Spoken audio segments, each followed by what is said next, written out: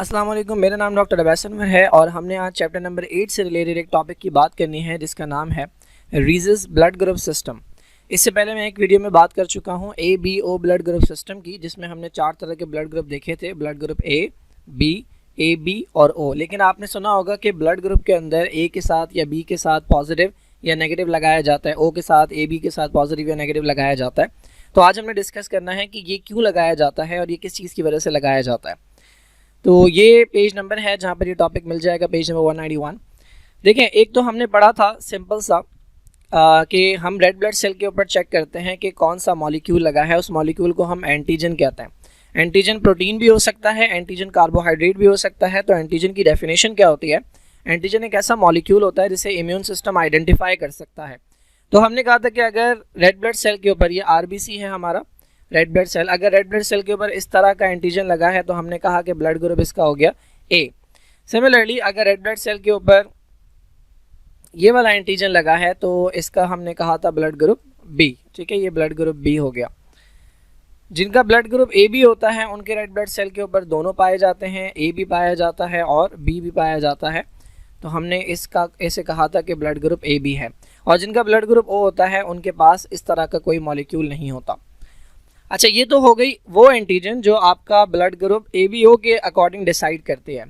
देखा ये गया है कि रेड ब्लड सेल के ऊपर इसके अलावा भी एक और एंटीजन मौजूद होती है जिसको देखकर बताया जाता है कि ब्लड ग्रुप पॉजिटिव है या नहीं। जिन लोगों के पास ये एंटीजन मौजूद है उन्हें हम कहते हैं RH पॉजिटिव। ये जो एंटीजन है ये RH एंटीजन या RH फैक्टर कहलाता है। तो फॉर एग्जांपल ये ब्लड ग्रुप अभी तक खाली A है, ठीक है। अगर आपने रेड ब्लड सेल को देखा और इसके ऊपर आपको एक और मॉलिक्यूल नज़र आ गया, ठीक है, this is known as RH antigen या इसे RH फैक्टर कहते हैं। अब ये ब्लड ग्रुप A नहीं रहा खाली, अब ये ब्लड ग्रुप हो गया A पॉजिटिव। सिमिलरली आपने देखा ये ब्लड ग्रुप B है लेकिन इसके ऊपर एक और एंटीजन आपको नज़र आ गया। So now this blood group is B positive. यहाँ पर ये AB ब्लड ग्रुप था लेकिन A और B के अलावा इसके ऊपर एक तीसरा एंटीजन भी आपको नज़र आया, this is RH antigen, this is also RH antigen. तो ये ब्लड ग्रुप हो गया AB पॉजिटिव। अच्छा, O के ऊपर आपको ना तो A एंटीजन नज़र आया था ना B एंटीजन नज़र आया था, लेकिन अगर O के ऊपर आपको ये RH फैक्टर नज़र आ गया, so now this blood group is known as O positive. Negative वाले जो ब्लड ग्रुप होते हैं उनके ऊपर इस तरह का कोई मॉलिक्यूल नहीं होता, लाइक दिस वन जिसके ऊपर ये लगा हुआ है, दिस इज A, लेकिन चूंकि इसके ऊपर ये वाला एंटीजन नहीं है, so this is known as A negative. Similarly ये ब्लड ग्रुप B है और चूंकि इसके ऊपर RH नहीं लगा हुआ तो this is called B negative. तो जिसके ऊपर RH होता है वो पॉजिटिव होता है और जिसके ऊपर RH नहीं होता वो नेगेटिव बन जाता है। दिस इज AB और इसके ऊपर RH नहीं है, so this is AB negative and this one is O। देखें, O के ऊपर ना तो A एंटीजन नजर आ रहा है, ना B एंटीजन नजर आ रहा है और ना ही RH एंटीजन नजर आ रहा है, so this one is called O negative. अब यहाँ से एक बात मैं बता दूं जो आपको वैसे ही पता होगी कि इनमें से एक ब्लड ग्रुप जो AB पॉजिटिव है, this is known as universal acceptor, और ये जो O नेगेटिव ब्लड ग्रुप है this is known as universal donor. So this is universal acceptor and this one is known as universal donor. मैं एक अलग video बनाऊंगा कि जिसके अंदर मैं ये बताऊंगा कि कौन किसको ब्लड दे सकता है और क्यों इनको यूनिवर्सल एक्सेप्टर और यूनिवर्सल डोनर कहा जाता है। फिलहाल हमारा जो टॉपिक है वो है RH एंटीजन। तो अब बात कर लेते हैं इसके ऊपर फर्दर। देखें, ये जो अभी तक हमने बात की है ना, ये हमने की है फिनोटाइप की, यानी जो फिजिकल अपीयरेंस है हमें नज़र आ रहा है।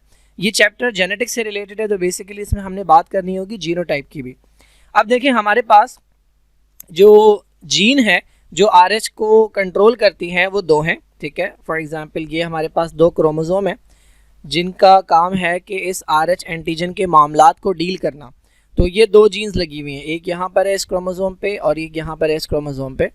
अच्छा, अब इसकी ना 2 अलील्स हैं, आपने खुद देख लिया। एक अलील वो है कि जो RH एंटीजन बनवाती है, यानी जिनके पास ये वाली अलील होगी या ये वाली जीन होगी उनका ब्लड ग्रुप क्या होगा? उनका ब्लड ग्रुप पॉजिटिव होगा। तो एंटीजन प्रोड्यूस करने वाली अलील जो है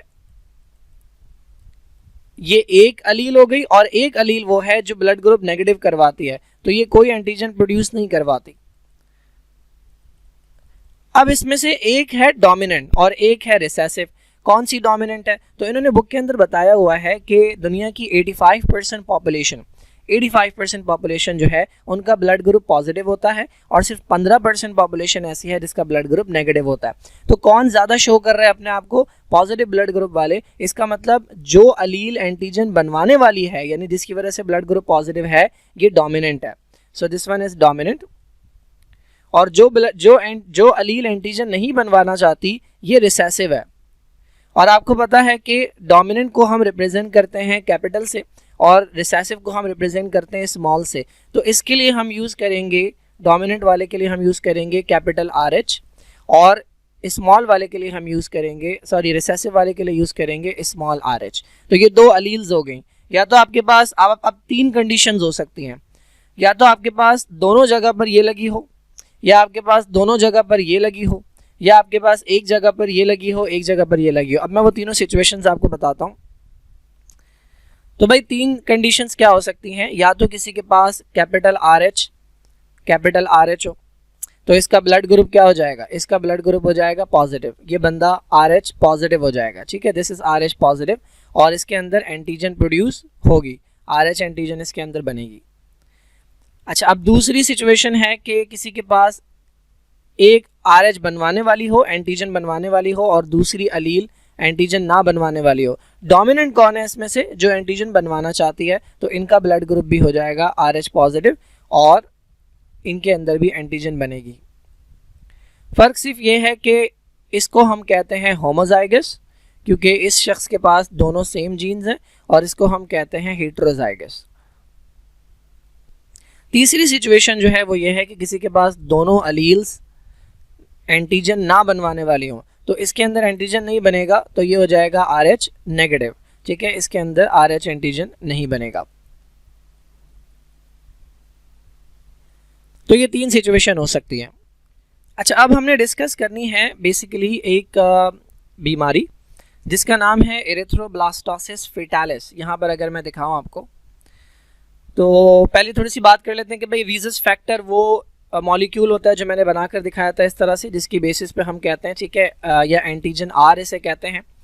अब हमारे पास दो अलील्स हैं, एक को हम कैपिटल R से रिप्रेजेंट करते हैं, ये डोमिनेंट है और ये प्रोड्यूस करती है एंटीजन, और दूसरी जो है वो रिसेसिव अलील है स्मॉल r, ठीक है, स्मॉल r कह लें या स्मॉल RH कह लें। ये कोई अलील जो है वो प्रोड्यूस नहीं की, कोई एंटीजन प्रोड्यूस नहीं करती। तो हमारे पास दो ही कंडीशंस हैं, या तो बंदा जो है वो RH पॉजिटिव होगा या RH नेगेटिव होगा, ठीक है। अब जो RH पॉजिटिव होते हैं वो या तो होंगे होमोजाइगस, यानी उनके पास दोनों कैपिटल RH वाली होंगी, या उनके पास एक कैपिटल RH और एक स्मॉल RH होगी, तो इसमें RH एंटीजन मौजूद है। दूसरी कंडीशन है कि जो इंडिविजुअल है वो RH नेगेटिव होगा, और RH नेगेटिव एक ही कंडीशन में हो सकता है जब उसके पास दोनों स्मॉल RH मौजूद हो, तो इस कंडीशन में RH जो है वो एब्सेंट होगा।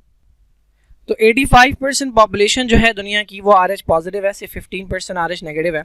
ये जो RH एंटीजन है या RH फैक्टर है, इसके बारे में इंफॉर्मेशन क्यों इंपॉर्टेंट है? क्योंकि जब आप ब्लड लगाते हैं किसी को, तो आपको सेम ब्लड लगाना होता है। जो पॉजिटिव है उसको पॉजिटिव का ब्लड लगता है, और जो नेगेटिव है उसको नेगेटिव का ब्लड लगता है। कुछ और भी कंडीशंस है, वो मैं इंशाल्लाह डिटेल में एक्सप्लेन करूँगा कि नेगेटिव वाले को जो है वो पॉजिटिव वाले का ब्लड नहीं दिया जा सकता, लेकिन पॉजिटिव वाले को नेगेटिव वाले का दिया जा सकता है। ये तमाम इंफॉर्मेशन जो है ये बेसिकली RH फैक्टर और ABO ब्लड ग्रुप की, ये मैं इंशाल्लाह एक अलग वीडियो के अंदर एक्सप्लेन करूँगा। तो एक तो ट्रांसफ्यूजन के लिए इंपॉर्टेंट होता है, और दूसरा प्रेगनेंसीज के लिए। प्रेगनेंसी से रिलेटेड एक कंडीशन है हमारे पास जिसे हम कहते हैं एरिथ्रोब्लास्टोसिस फेटालिस, ये हमने अभी डिस्कस करनी है। उससे पहले देखिए, याद रखें हम बात कर रहे हैं एंटीजन की, राइट? तो याद रखें कि जिसके पास जो एंटीजन होता है वो उसके खिलाफ कभी अटैक नहीं करता। फॉर एग्जाम्पल, अगर किसी शख्स का ब्लड ग्रुप है A पॉजिटिव, ठीक है, अभी सिर्फ हम पॉजिटिव नेगेटिव की बात कर रहे हैं, तो जब इसका ब्लड ग्रुप पॉजिटिव है तो इसके अंदर ये वाली एंटीजन क्या होगी? ये वाली एंटीजन मौजूद होगी। तो ये कभी भी इसके खिलाफ एंटीबॉडी नहीं बनाएगा, क्योंकि अगर ये इसके खिलाफ एंटीबॉडी बनाएगा तो वो एंटीबॉडी जाके इसके ब्लड सेल को डिस्ट्रॉय कर देंगी। तो इसके अंदर कोई एंटी RH बनाने की एबिलिटी नहीं होगी, एंटीबॉडी अगेंस्ट RH नहीं बना सकता ये। लेकिन जो शख्स RH नेगेटिव है, अगर किसी का ब्लड ग्रुप है A नेगेटिव, अब इसके पास RH नहीं है, RH जब इसके पास एब्सेंट है, तो ये RH के खिलाफ एंटीबॉडी बनाने की एबिलिटी रखेगा। तो सपोज कर लें आप इसके अंदर, इसका ब्लड ग्रुप A नेगेटिव है ना, तो आप इसके अंदर ब्लड ग्रुप डाल दें ए पॉजिटिव, तो जैसे ही इसकी बॉडी के अंदर ऐसा ब्लड जाएगा ना जिसके ऊपर RH एंटीजन है, तो चूंकि इसके पास एंटी RH बनाने की एबिलिटी होती है, तो ये उसके खिलाफ एंटीबॉडी बनाना शुरू कर देगा और ये एंटीबॉडी जाके इस रेड ब्लड सेल को डिस्ट्रॉय कर देंगी, तो वो ब्लड जो है वो ज़ाया हो जाएगा। ये अगर बेसिक बात आपको समझ आ गई तो अब हमने एक कंडीशन डिस्कस करनी है जिसका नाम है एरिथ्रोब्लास्टोसिस फिटालिस। देखिए भाई, एरिथ्रोब्लास्टोसिस फिटालिस एक बीमारी है, ये तब होती है कि जब मदर जो है वो हो RH नेगेटिव। RH नेगेटिव कौन हो? RH नेगेटिव वुमेन हो, यानी मदर हो, और वो शादी करे एक RH पॉजिटिव मैन से, यानी हस्बैंड जो है वो RH पॉजिटिव है और वाइफ जो है वो RH नेगेटिव है। कोई भी ब्लड ग्रुप ले लें, लाइक सपोज वुमेन जो है या वाइफ जो है वो A नेगेटिव है और उसने शादी की है A पॉजिटिव वाले से या B पॉजिटिव वाले से या AB पॉजिटिव वाले से। एक नेगेटिव है इनमें से, वुमेन जो है वो नेगेटिव ब्लड वाली है और जो मेन है वो पॉजिटिव ब्लड वाला है। अच्छा, अब कौन सा कैरेक्टर डोमिनेंट है? ब्लड ग्रुप पॉजिटिव होना डोमिनेंट है या नेगेटिव? पॉजिटिव होना डोमिनेंट है, क्योंकि 85% पॉपुलेशन पॉजिटिव है, तो इनका जो बच्चा होगा उसमें ज़्यादा चांसेस हैं कि वो बच्चा क्या हो जाएगा? पॉजिटिव हो जाएगा। ठीक है, मदर है RH नेगेटिव और उसकी बॉडी के अंदर जो बच्चा डेवलप हो रहा है वो है RH पॉजिटिव। मैं यहाँ दिखाता हूँ। देखिए भाई, ये फीमेल है, ठीक है, दिस इज फीमेल, ये RH नेगेटिव है, इसके अंदर नेगेटिव साइन बनाए हुए यहाँ पे, और ये मेल है, ये RH पॉजिटिव है, इसके अंदर सारे पॉजिटिव साइन है। जब ये रिप्रोड्यूस करेंगे तो ये इनका पहला बच्चा है, ज़्यादा चांसेस ये हैं कि बच्चा RH पॉजिटिव हो जाए। ठीक है, नेगेटिव भी हो सकता है, लेकिन ये बीमारी सिर्फ तब होगी जब बच्चे RH पॉजिटिव हों। अगर बेबी RH नेगेटिव होते हैं तो उनके अंदर ही, तो फिर ये बीमारी नहीं होगी। अब देखें, बेबी क्या है? बेबी RH पॉजिटिव है और मदर RH नेगेटिव है, लेकिन इनके दरमियान एक दीवार है, एक प्लेसेंटा है, जिसके ज़रिए इन दोनों का ब्लड मिक्स नहीं होता, तो कोई प्रॉब्लम नहीं हो रही। लेकिन कभी अगर ऐसा हो, कई बार ऐसा हो जाता है कि बेबी का ब्लड जो है वो चला जाता है किसकी बॉडी में? मदर की बॉडी में। मदर है RH नेगेटिव, जब ये RH नेगेटिव है तो इसके पास अपनी RH नहीं है, तो ये क्या बना सकती है? ये बना सकती है एंटी RH, लेकिन ये तब तक नहीं बनाएगी जब तक इसकी बॉडी में कोई पॉजिटिव ब्लड ना जाए। तो मैंने बताया कई बार ऐसा होता है कि बेबी का ब्लड मिक्स हो जाता है मदर के साथ। नॉर्मली ऐसा नहीं होता, बट ऐसा हो सकता है। फॉर एग्जांपल, कोई ट्रॉमा हो जाए, कोई एक्सीडेंट हो जाए, तो यहाँ से प्लेसेंटा जो है वो रप्चर हो सकता है और ब्लड मिक्स हो सकता है। इवन डिलीवरी के दौरान, जब डिलीवरी होती है तो चांसेस होते हैं कि मदर और बेबी का ब्लड जो है वो मिक्स हो जाए। तो बेबी का ब्लड अगर ज़रा सा भी मदर की बॉडी में चला गया तो मदर बनाना शुरू करेगी एंटी RH। यूजुअली ये डिलीवरी के वक्त हो सकता है। अब अगर ये डिलीवरी के वक्त होता है तो ये बेबी तो सेफ है, ये बेबी तो बॉडी से बाहर आ जाएगा, ठीक है। लेकिन अब जो इसके ब्लड के सेल्स मदर की बॉडी में गए हैं, तो मदर ने क्या बनाना शुरू कर दी है? मदर ने बनाना शुरू कर दी है RH antibody. This is anti RH या RH एंटीबॉडी। अब ये फीमेल जब नेक्स्ट टाइम प्रेग्नेंट होगी और अगर वो बच्चा पॉजिटिव हुआ दोबारा, तो ये जितनी भी एंटीबॉडीज बनी हैं ये प्लेसेंटा को क्रॉस करेंगी और बेबी की बॉडी में जाके उसके रेड ब्लड सेल को डिस्ट्रॉय कर देंगी। जब उसके रेड ब्लड सेल डिस्ट्रॉय हो जाएंगे तो बच्चा जो पैदा होगा वो सीवियर एनीमिया के साथ पैदा होगा, उसके खून की बहुत ज़्यादा कमी होगी। हो सकता है अंदर ही डेथ हो जाए, अगर बहुत सीवियर होगा तो अंदर ही डेथ हो सकती है। लेकिन अगर बच्चा पैदा होता है तो बहुत सीवियर एनीमिया के साथ पैदा होता है, बहुत खून की कमी के साथ पैदा होता है। क्यों? क्योंकि जो एंटीबॉडीज़ मदर की बॉडी में बनी थी वो प्लेसेंटा को क्रॉस कर गई। देखें, ब्लड का सेल जो है ना वो प्लेसेंटा को क्रॉस नहीं कर सकता, लेकिन एंटीबॉडी छोटा मॉलिक्यूल होता है, ये प्लेसेंटा को क्रॉस कर गया और क्रॉस करने के बाद इसने बेबी के जितने भी रेड ब्लड सेल थे उन पे जाकर अटैक करना शुरू कर दिया और बेबी के अंदर खून की कमी हो गई। ये कंडीशन जिसके अंदर और ये सिर्फ तब होती है जब मदर हो RH नेगेटिव और फादर हो RH पॉजिटिव। अब सपोज कर लें अगर मदर RH पॉजिटिव होती तो क्या ये प्रॉब्लम होती? बिल्कुल नहीं होती, क्योंकि देखिए मदर अगर RH पॉजिटिव होती तो ये तो कभी एंटीबॉडी बनाती ही नहीं। तो चाहे बच्चा पॉजिटिव पैदा हो चाहे बच्चा नेगेटिव हो, अंदर मदर कभी एंटीबॉडी बना ही नहीं सकती। अच्छा, क्या फादर के RH नेगेटिव होने से कोई फर्क पड़ता है? नहीं, क्योंकि फादर की बॉडी में बेबी डेवलप नहीं होता, बेबी डेवलप होता है मदर की बॉडी में। तो मदर अगर नेगेटिव है और बेबी अगर पॉजिटिव है तो इस कंडीशन में ये होता है कि पहला बच्चा तो सेफ होता है, लेकिन उसके बाद वाली जो प्रेगनेंसीज होती हैं उनमें चांसेस होते हैं कि ये जो एंटीबॉडी बनी है ये जाकर अंदर इसे डिस्ट्रॉय कर दें। अच्छा, ये जो कंडीशन है ये आसानी से प्रिवेंट की जा सकती है अगर जो प्रेग्नेंट फीमेल्स हैं वो हॉस्पिटल जब जाती हैं प्रेगनेंसी के दौरान, जब चेकअप के लिए जाती हैं तो वहाँ पर उनका ब्लड ग्रुप चेक किया जाता है और अगर ऐसी कोई सिचुएशन हो सकती है तो इनको एक इंजेक्शन लगाया जाता है और उस इंजेक्शन के ज़रिए जो है इन एंटीबॉडीज़ को अटैक करने से रोका जाता है। तो ये कंडीशन प्रिवेंट की जा सकती है, इसकी ट्रीटमेंट जो है वो मौजूद है। तो ये कंडीशन कहलाती है एरिथ्रोब्लास्टोसिस फेटालिस। और याद रखिएगा ये सिर्फ तब होगी जब मदर RH नेगेटिव हो, वुमेन RH नेगेटिव हो और जो मेन है वो RH पॉजिटिव हो। और इसके बावजूद भी सिर्फ तब जब बच्चा RH पॉजिटिव होगा। सपोज कर लें अगर वुमेन RH नेगेटिव है, मेन RH पॉजिटिव है और बच्चा RH नेगेटिव है, पॉजिटिव नहीं RH नेगेटिव है, तो ये कंडीशन कभी होगी ही नहीं, क्योंकि मदर भी RH नेगेटिव, बच्चा भी RH नेगेटिव, तो कभी अगर मिक्सिंग हो भी जाए तब भी कोई मसला नहीं होगा। तो ये कंडीशन सिर्फ तब होती है जब बेबी RH पॉजिटिव हो और मदर RH नेगेटिव हो।